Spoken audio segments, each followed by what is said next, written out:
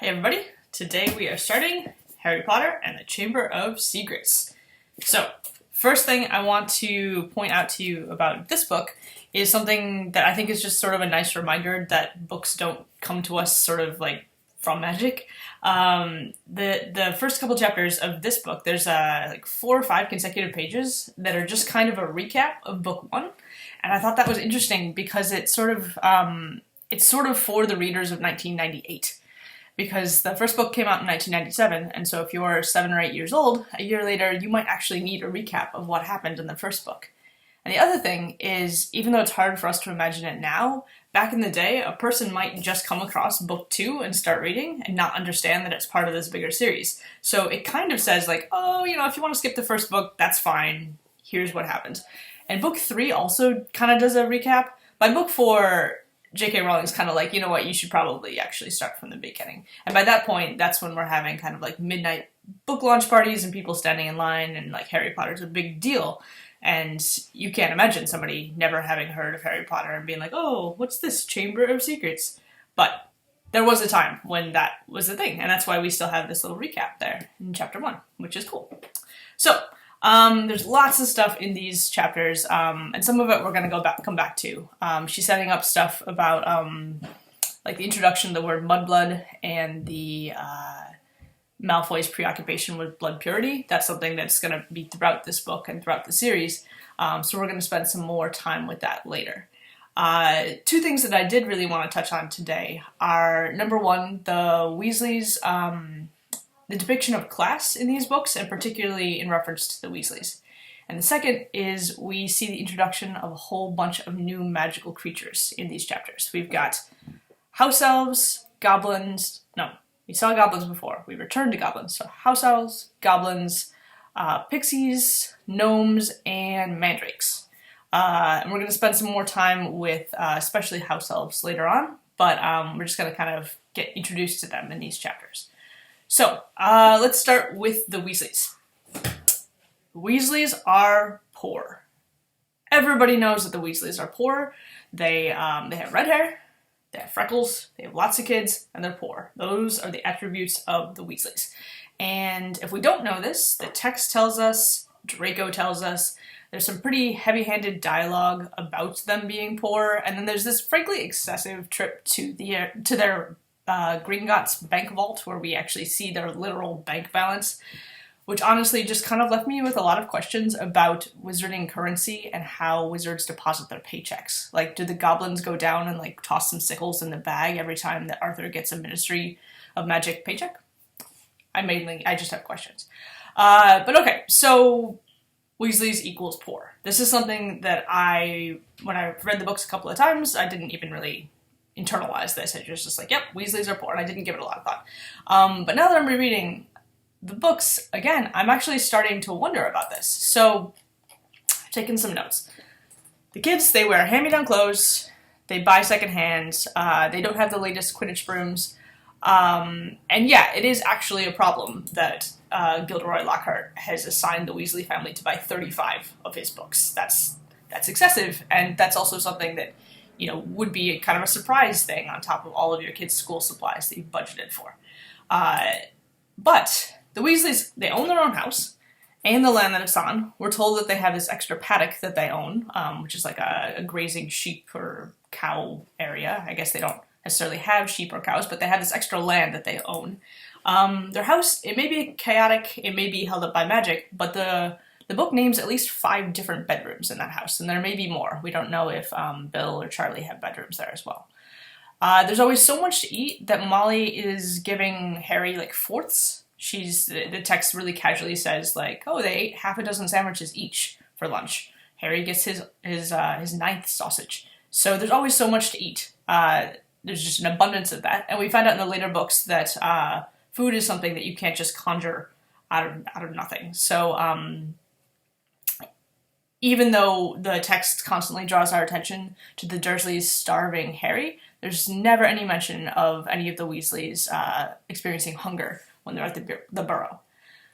The Weasley parents put aside money for special gifts when, for example, Percy becomes a prefect. They go on international vacations, and Ron tells Harry in the first books that he's gone to all these important Quidditch games with his brothers. And then Arthur has this Ford Anglia, and we know that it's kind of like a clunker car that he's fixing up, but he's bought this car, and he's built a garage to work on it as a hobby. So I think that there's evidence that they do have some money. And there's also an argument that there's no particular reason why they shouldn't have money.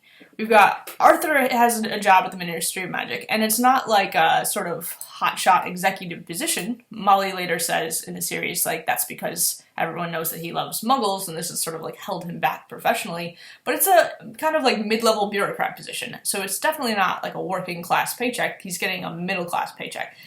Similarly, Charlie, Bill, and later Percy have very much middle class jobs. Bill works at the bank. So we never see the Weasleys having drug problems, gambling problems. They're not paying off student debt.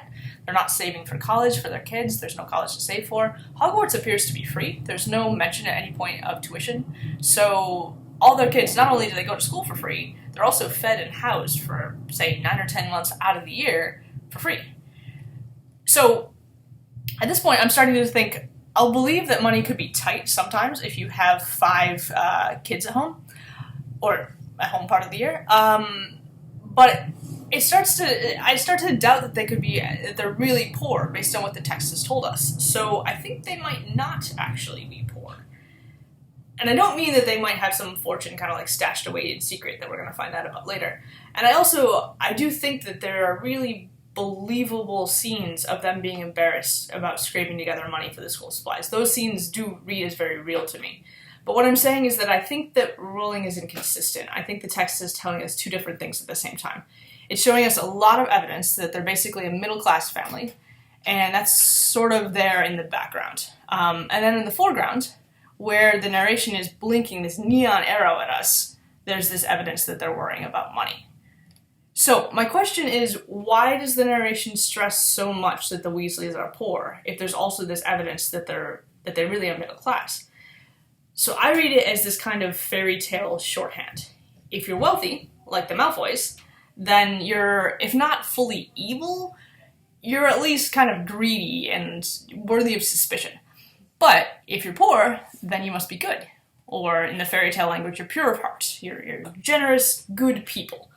So the Weasleys have to be poor because that's part of how we know that they're good, even if the narrative doesn't really commit to them suffering from poverty in any really significant material way. The exception to all this, of course, is Harry, who's got these just bags of gold, piles of gold sitting in his Gringotts vault. And this allows him instant and easy access to all the material goods of the magical world. And in fact, his first exposure to the magical world is as a consumer in Diagon Alley in the first book. But Harry can still be good because he was raised with all this sort of deprivation. So in the fairy tale world, he's the foundling. He's like the foundling who was a secret prince that was raised as this sort of like scorned peasant person. But as later, we discover that he's a prince, so to speak. But he's still pure of heart because he's had all of this deprivation and poverty. So, getting back to the Weasleys. If being identified as poor codes them as good, and just to be clear, I think there's a lot of things that point us to the Weasleys being good. They're kind, generous people who accept Harry, from the word go. Mrs. Weasley saw him for like 3 minutes on a train platform, and then she gets these letters from Ron saying they're friends, and so she knits him a sweater by Christmas. Like, it's really generous. Come visit our house, Harry. Come stay with us for part of the summer. So these are good people. But if being poor is at least partially there as shorthand for their goodness, then I want to know what effect there is of making them this sort of fairy tale level pure of heart. What effect does that have on the text? And my answer is, for one thing, Harry has 2 main sources of information that tell him what's normal in the wizarding world. So in the first book, we have Hagrid. Hagrid takes him on his first sort of like, welcome, Harry, here's what this is, and sort of gets him acquainted with the wizarding world. So in book 2, Harry arrives at the Burrow, and the narration says he had never been in a wizard house before. Which, first of all, poor Hagrid. Harry has been to Hagrid's house many times. And if, at the start of book 1, this 11-year-old, wandless, untrained, muggle-raised Harry counts as a wizard, then surely Hagrid should get to count as a wizard too, even if he didn't finish Hogwarts and they snapped his wand. It's interesting, does the text tell us that, like, he stops being a wizard when that happens? Because that's what it seems to imply. Or it's what Harry interprets. Harry doesn't think of Hagrid as being a wizard, which is, something interesting to think about as well. But anyway, so the Burrow is Harry's first exposure to this whole wizard family that's living in their wizard home. And Harry is just delighted by all of this. But it's also just this fire hose of experience and information that he's taking in of what it means to live as a wizard. And because we know that the Weasleys are good, and also because Harry is 12, he's not always applying a lot of critical thought to what he's taking in. And the reader may or may not be doing that either, because actually not everything that the Weasleys are normalizing is actually good. So, for example, Arthur is very interested in, and he works in the office of Muggle artifacts. And he wants to know all of these ingenious ways that Muggles get by without magic. So he's sort of set up as the flip side to Lucius Malfoy, who hates Muggles and thinks that they have nothing of interest to offer. But Arthur's love for Muggles is also kind of patronizing. Artifacts is a word that imperialist cultures use to describe objects that are used by either past civilizations or present civilizations that the imperialists have conquered or subdued. And in this word choice and other word choices, Arthur talks about Muggles like they're basically fascinating children or primitive humans. Which is not as bad as Lucius and Voldemort's sort of pure bloods only approach to the world, but it's definitely on that same spectrum of wizard supremacy. To look down on Muggles as, oh, aren't they cute? Bless them for figuring out how to get by without magic. Then we also have Ron and the twins, who normalize for Harry the Wizarding world's treatment of house elves and garden gnomes. So we'll talk more about house elves in a later on in the book. But for now, I just want to draw your attention to the Weasley kids' reaction when Harry tells them about Dobby. So when Harry's having just a terrible, out-of-control birthday on the day that he meets Dobby and finds out that there's slavery in the magical world. And he doesn't respond with the level of shock and outrage that you would really expect for someone who's been born and raised in the late 20th century. But a few days later, when he tells the Weasleys about Dobby, they just kind of speculate about whose house elf he is and comment, I think Fred comments, Mom's always wanted to have a house elf to do the ironing. And Harry just kind of nods and agrees, oh yeah, it could be the Malfoys, and he mentally refers to Dobby as the family's servant. Which is sort of like those social studies textbooks that were printed in Texas a few years ago that used the phrase, workers came over from Africa. And they had a lot of passive voice and euphemism to describe the separation of families and the brutal treatment of enslaved people in the United States. And that's sort of what Harry's absorbing from the Weasleys, this sanitized, normalized idea of slavery in the present. And that's a problem. The next day, Harry helps Ron and the twins to de-gnome the garden, which involves pulling these gnomes out of their homes as they scream in what is understandably English, and then spin them around and fling them 20 or 50 feet across a field. So Harry's initially shocked by this, as you would be, but Ron's like, oh, don't worry, it doesn't hurt the gnomes. A couple lines later, Harry's been bitten by a gnome, and he says, oh, he doesn't feel too sorry for them, and he starts to compete with the Weasleys to see who can throw them the farthest, and the whole scene is brief and comical.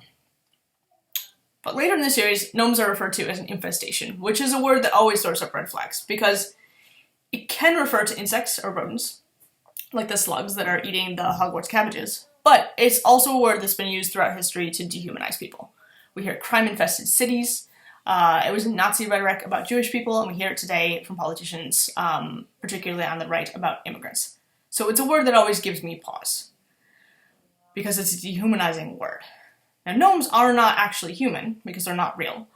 And honestly, in these books, the line between sentient and non-sentient, intelligent and non-intelligent, even between object and a living thing, is a little bit fuzzy. You can go to transfiguration class and turn beetles into buttons, so we can't be 100% sure where to place gnomes.